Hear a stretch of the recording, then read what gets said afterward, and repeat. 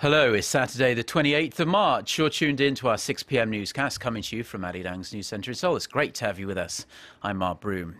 Our top story this evening, Korea is intensifying its call for Japanese Prime Minister Shinzo Abe to show remorse for Japan's wartime atrocities during his trip to the United States next month. This after Abe made some ambiguous remarks to a leading US daily about the women who were forced into sexual slavery by Japan during World War II. Song Ji-son reports. Looking to deflect responsibility for Japan's sexual enslavement of women during World War II, Japanese Prime Minister Shinzo Abe has come up with carefully calculated terms to describe what the victims went through.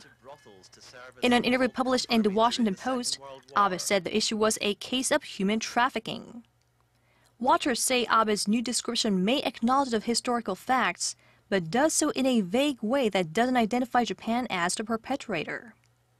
The issue of Japan's sexual enslavement of Korean women and Tokyo's continual lack of atonement has driven Korea-Japan ties to new lows in recent years.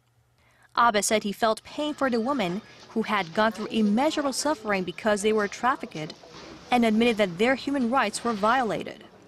But he went on to say that his stance remains unchanged from the previous administrations, dampening hope for a clear apology during his trip to the U.S. next month, during which he will become the first Japanese Prime Minister to address a joint session of the U.S. Congress.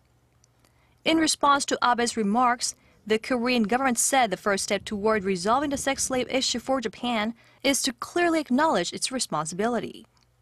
A government official said Abe's use of the term human trafficking blurs the nature of the issue, and that is not acceptable to the victims or the international community. Song Ji-son, Arirang News.